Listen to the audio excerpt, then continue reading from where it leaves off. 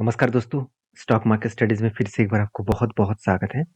तो आज मैं फिर से आपके सामने कुछ इम्पोर्टेंट्स कंपनी का अपडेट शेयर करने वाला हूँ। तो इस वीडियो को पूरा लास्ट तक देखिएगा और अभी तक अपने चैनल को सब्सक्राइब नहीं किया तो ज़रूर कर लीजिएगा। कंटिन्यूअसली इन्फॉर्मेशन और अपडेट्स पाने के लिए चैनल के ऊपर बने रहिएगा। तो फर्स्ट जो कंपनी है जिसके बारे में चर्चा करूँ उसका नाम है टाइटन। देखिए टाइटन टाटा ग्रुप की कंपनी है, आप सभी जानते हैं और टाइटन कंपनी एक ऐसी कंपनी है जो बहुत सारे लोगों को इस टाइटन कंपनी ने मल्टीबैगर बना चुके हैं। मतलब एक मल्टीबैगर रिटर्न दे चुके हैं। देखिए टाइटन कंपनी आज 3000 सॉरी 3 लाख करोड़ के ऊपर बन चुके हैं। तो एक टाइम वो 3 लाख करोड़ नहीं था। तो आज कंपनी लाइफ टाइम हाई के आसपास है और कंपनी लगातार ग्रोथ करते चले जा रहे हैं। तो बहुत सारे लोग को मुझे कमेंट्स भी किया कि सर 3700 के आसपास इसका शेयर प्राइस क्यों है, क्योंकि कंपनी इतनी पुराना कंपनी है तो इसका प्राइस और भी ज़्यादा होना चाहिए था। देखिए कंपनी की एक्स्ट्रा बेनिफिट के हिसाब से मैं बात करूँ तो कंपनी देखिए बोनस भी दिया, स्प्लिट भी किया। मतलब हर एक के बदले 10 शेयर दिया। मतलब मान के चलिए आज शेयर का प्राइस 3000 है, तो 3000 के साथ आप मल्टीप्लाई 10 करेंगे तो इसका प्राइस होना चाहिए था 30,000। तो 30,000 के साथ एक के बदले एक बार बोनस भी दिया। मतलब यहाँ से और एक बार आपको इसको डबल करना पड़ेगा। तो एक के बदले एक मतलब यहाँ पे इसको स्प्लिट किया गया, सॉरी बोनस दिया गया, मतलब 50% कम किया गया। तो इसके साथ अगर 2 मल्टीप्लाई करूँ तो करीबन प्राइस आएगा 60,000 के ऊपर। और उसके बाद यहाँ पे डिविडेंड भी है, तो इसके लिए भी प्राइस एडजस्टमेंट हुआ। तो बहुत सारे कारण की वजह से यार प्राइस आपको सस्ते में मिला है। क्या एमआरएफ अगर इस तरीके से स्प्लिट और बोनस देता तो एमआरएफ आज इतने बड़े 1 लाख करोड़ का कंपनी नहीं होता। सॉरी 1 लाख करोड़ का कंपनी है, 1 लाख का प्राइस का कंपनी नहीं बनता। तो एमआरएफ ने कोई भी एक्स्ट्रा बेनिफिट नहीं दिया, सिर्फ डिविडेंड दिया और वो भी हमेशा नहीं, साल भर में एक बार ही डिविडेंड देता है। और बाकी कोई आज तक स्प्लिट एंड बोनस नहीं दिया। तो टाइटन के ऊपर बहुत सारे लोगों का डाउट सही था। मैं आपको डाउट क्लियर कर चुका हूँ, आशा करता हूँ। तो देखिए कंपनीज के ऊपर मैं किस तरीके से काम करता हूँ। सबसे पहले मैं टेक्निकली चार्ट पैटर्न आपके साथ शेयर करूंगा। देखिए यहाँ पे क्या बना, यहाँ पे बिग जैसे कप विथ 100 पैटर्न्स बना और फाइनली यहाँ पे ब्रेकआउट हुआ और आसान तरीके से ही यहाँ पे टारगेट को अचीव किया और वो भी 17%। हाँ देखिए एक चीज आप हमेशा याद रखना कि जब भी कुछ लेवल को ब्रेकआउट करेगा तो ऊपर जाने के बाद एक बार रिटेस्ट करेगा, उसके बाद ऊपर जाएगा। ऐसे नहीं कि वो ऊपर ही चला जाएगा और डायरेक्टली टारगेट अचीव करेगा, ऐसे होगा नहीं। क्योंकि देखिए जो स्ट्रेटेजी मैं खुद यूज करता हूँ उस स्ट्रेटेजी को मान के चलिए 100 लोगों में मान के चलिए 20 लोग यूज कर रहे हैं और बाकी लोग तो दूसरा स्ट्रेटेजी यूज कर रहा होगा ना। तो दूसरे स्ट्रेटेजी में मान के चलिए यहाँ पे प्रॉफिट बुकिंग है, तो वहाँ पे प्रॉफिट बुकिंग स्टार्ट हो चुके थे और उसके बाद देखिए यहाँ पे प्रॉफिट बुकिंग हुआ और नीचे भी आए। और जब भी यहाँ पे नीचे आया तो यहाँ पे एक पैटर्न क्रिएट हुआ। इस पैटर्न को कहा जाता है, मैं एक बार इस पैटर्न को आपको मार्किंग कर देता हूँ।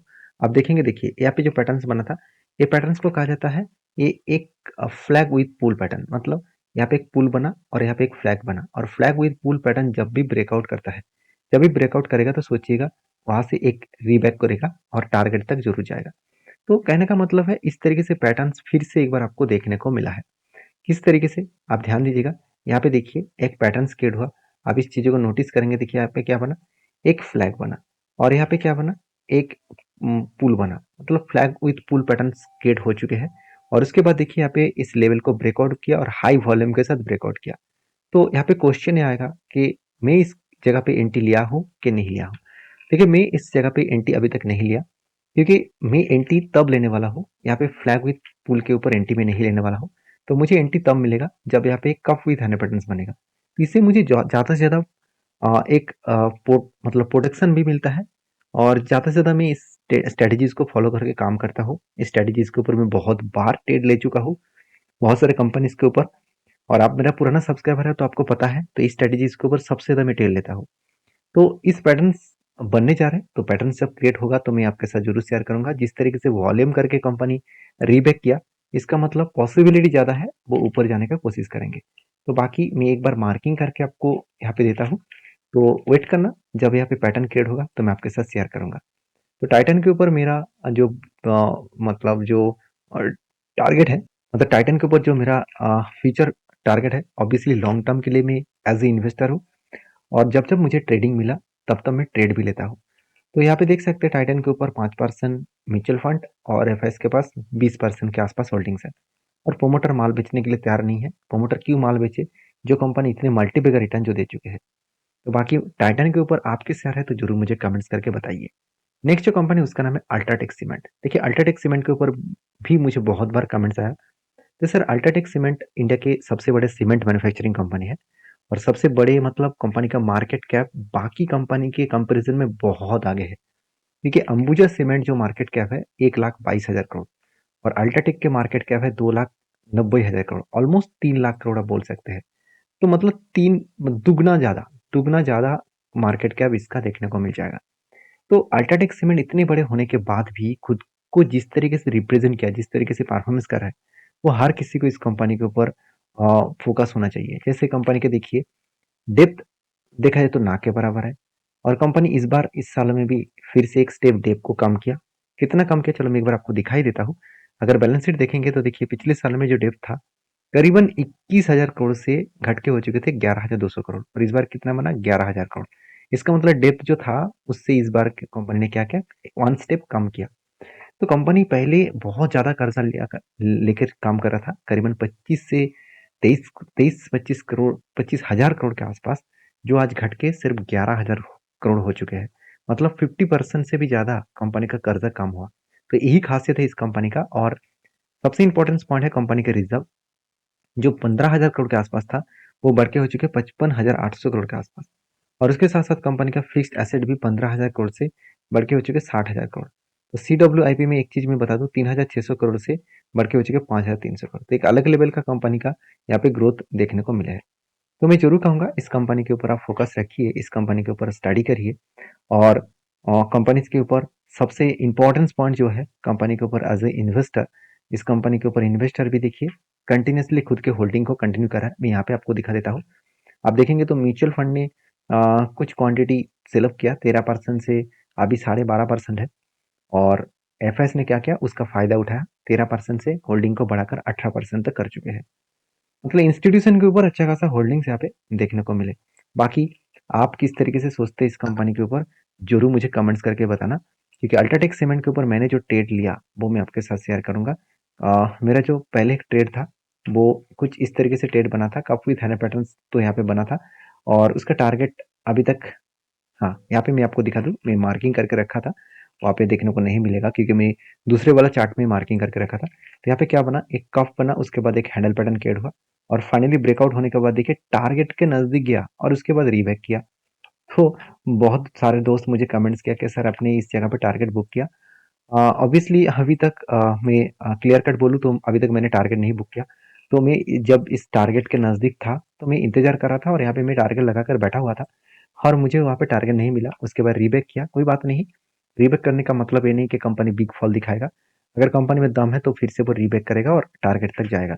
तो एंटी लेवल से टारगेट तक देखूँ तो टारगेट जो मिलेगा 34% और कितने दिनों में मिल रहा है वो भी देख लीजिए। कंपनी के अगर एंटी लेवल से मैं टारगेट लेवल अभी करंट सिचुएशन भी देखूँ तो 279 डेज, ऑलमोस्ट आप बोल सकते 8 मंथ, तो सॉरी 8 नहीं 9 मंथ, 9th मंथ के आसपास। तो 9 मंथ में 30% के ऊपर रिटर्न मिलना कोई कम है क्या?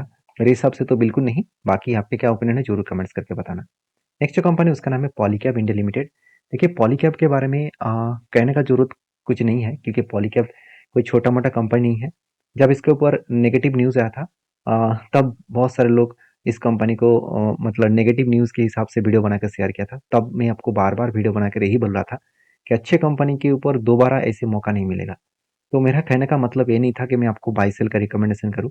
मेरा कहने का मतलब ये था कि अगर कंपनी सेक्टर का लीडर है और कंपनी में कोई खराबी नहीं है, परफॉर्मेंस वाइज कोई खराबी नहीं है, सिर्फ एक न्यूज के बेसिस में कंपनी के ऊपर बिग फॉल हुआ है, तो वो बड़े ऑपरेटर का गेम है। तो बड़े ऑपरेटर क्या करते हैं, उसको न्यूज फैलाकर नीचे लेके आते हैं क्योंकि उसको हमेशा टॉप लेवल में बाय नहीं करना है। एक बार मैं आपको इस चीजों को दिखा दूं तो आपको पता चलेगा कि देखिए इस तरीके से जो क्रैश हुआ था, यहाँ पे बड़े ऑपरेटर ने क्या किया, माल बेचा, कुछ क्वांटिटी बेचा और उसके बाद एक नेगेटिव न्यूज लेके आए। तो उसको जो इतने दिनों से जो उन्होंने माल भर के रखे थे तो वो वहां पे क्या किया, सेल ऑफ किया। और सेल ऑफ करने के बाद देखिए नीचे लेके आए और जब भी नीचे आया वो सस्ते दाम में माल खरीदारी कर लिए। क्योंकि मैं हमेशा बोलता हूँ कि अच्छे कंपनी के में अगर आपको टॉप लेवल से 20% के नीचे अगर क्वांटिटी मिले और ट्रेड मिले तो इससे बड़ी अपॉर्चुनिटी दोबारा नहीं मिलेगा। तो ऑब्वियसली मैं इस ग्रीन कैंडल के ऊपर मैं थोड़ा सा जूम कर देता हूँ।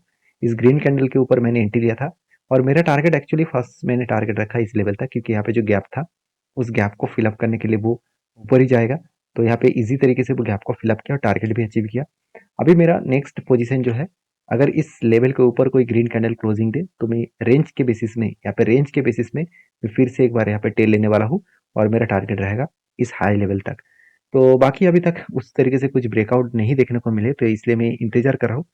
तो मौके का फायदा तब लूंगा जब मौका कंपनी खुद मुझे दिखाए। तो इसलिए मैं बार बार बोलता हूँ कि कंपनीज के ऊपर ब्लाइंडली ट्रेड मत कर लेना, सारी चीजों को समझ कर काम करना। तो आपको एक क्लियरिटी मिलेगा कि हाँ, मैंने जो ट्रेड लिया वो सही दिशा में लिया। उसके बाद स्टॉप लॉस हुआ तो कोई बात नहीं। तो ऐसे नहीं कि बार बार स्टॉप लॉस होगा, आपको एक दो बार स्टॉप लॉस मिलेगा, बाकी टाइम आपको जरूर प्रॉफिट मिलेगा। तो नेक्स्ट जो कंपनी है उसके बारे में अपडेट और उसके बारे में वीडियो मैं जल्द से जल्द लेके आने वाला हूँ। तो वीडियो को अच्छा लगे तो प्लीज़ एक लाइक करना। मिलते हैं नेक्स्ट वीडियो में, तब तक के लिए धन्यवाद।